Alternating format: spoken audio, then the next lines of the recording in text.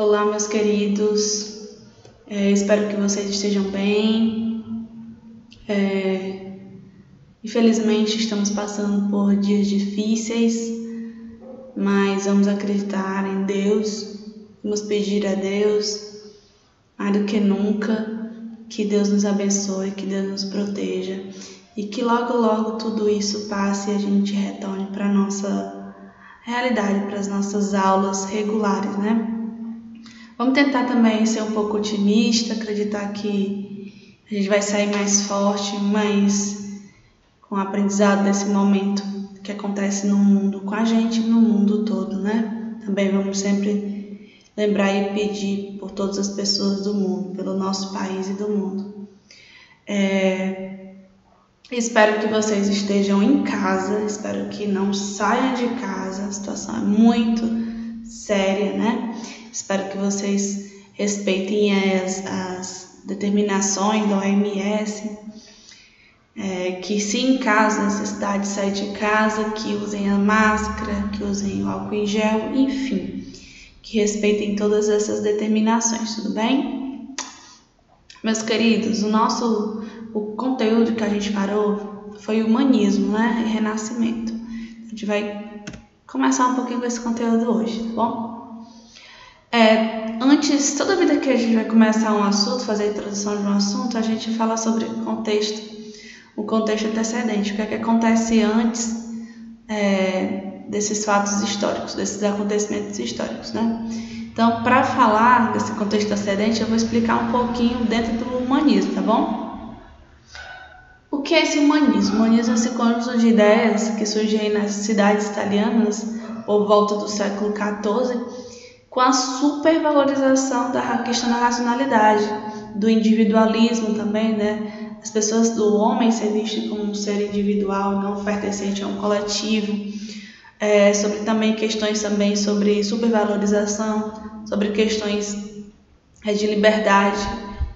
E essas ideias humanistas são ideias que se contrapõem a ideias que eram defendidas na Idade Média. Então a gente vai estar sempre vendo aqui ideias opostas, Idade Média, ideias humanistas renascentistas. Por quê? Porque o humanismo vai fazer sérias críticas a essas ideias. Lembrando que no período da Idade Média, a principal instituição era a igreja. A igreja determinava tudo, a principal instituição econômica, determinava o que se pensava, o que se falava, a forma que se agia, a cultura que se criava. Então, e a igreja tinha, de certa forma, uma forma autoritária. Então, esse autoritarismo, essas imposições, as limitações também, a igreja limitava também os cientistas, né? Então, tudo isso era foco de críticas desse movimento e do renascimento também. Do renascimento, as ideias renascentistas humanistas. Então, a gente vai entender ao longo desse conteúdo e a gente vai observar algumas críticas e uma oposição, ideias diferentes às ideias que eram defendidas lá na Idade Média, beleza? Vai estar sempre acontecendo essa contraposição.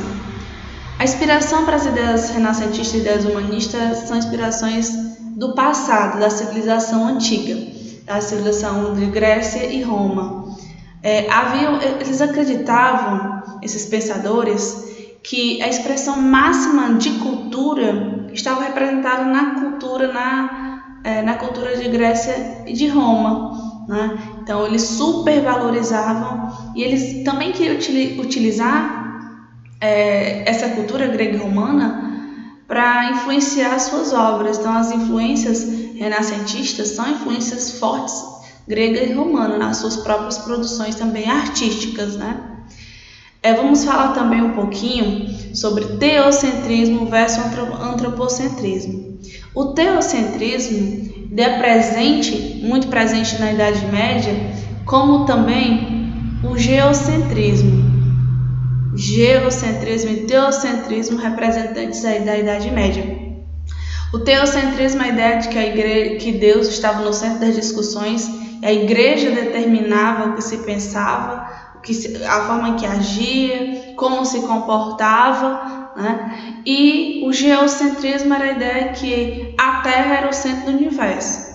Essa Terra era aceita pela igreja, defendida pela igreja, e não abria muitos questionamentos, muito espaço para se questionar essas teorias, não.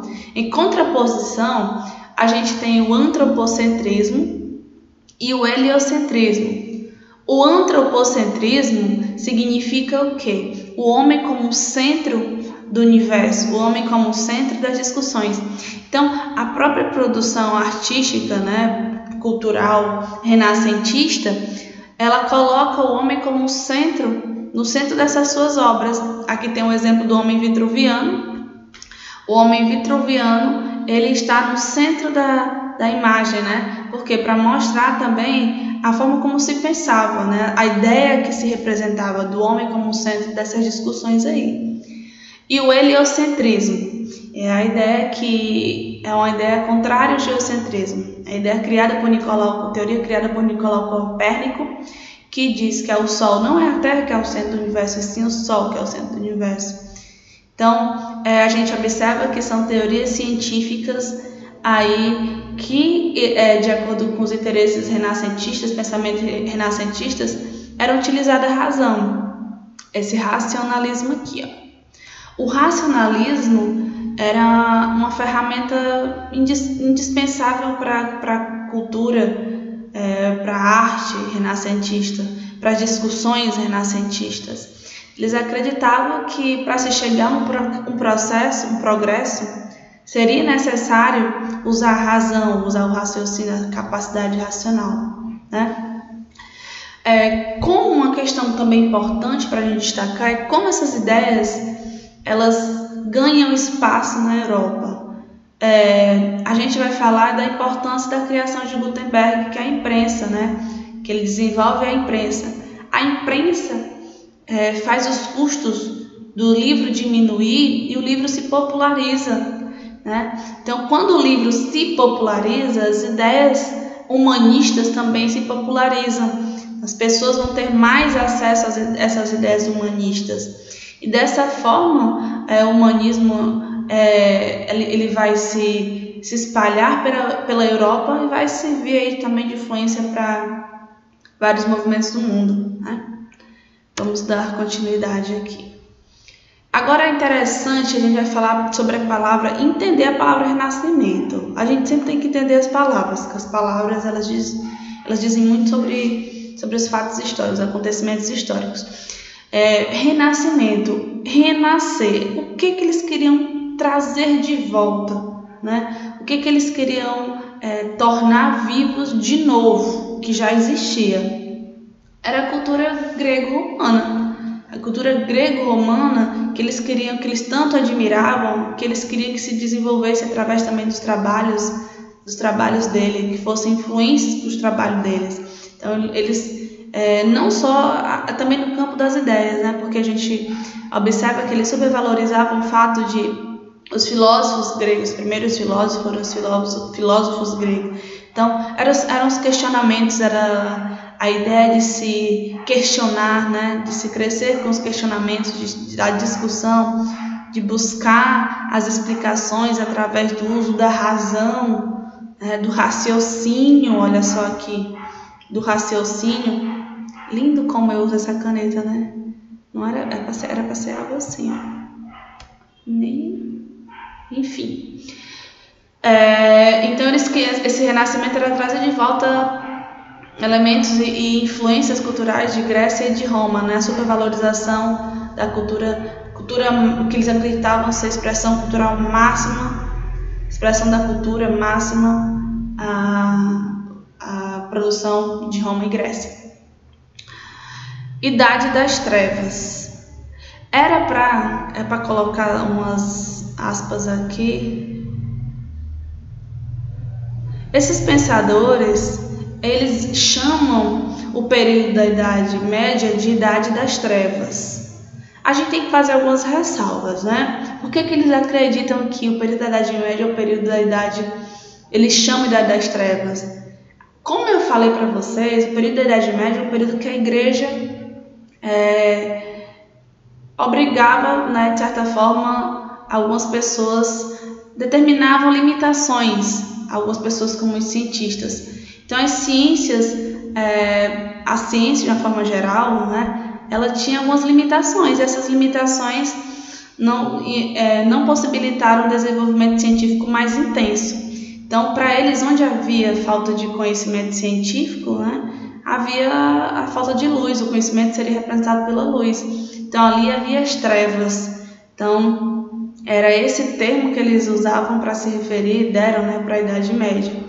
Só que a gente também tem que fazer as nossas ressalvas, como eu disse. Embora a igreja limitasse esses cientistas, não desse liberdade para esses cientistas, mas naquele período histórico a gente não pode dizer que não houve nenhuma contribuição histórica. Houve sim, a Idade Média também contribuiu, proporcionou contribuições para a história, né, da humanidade.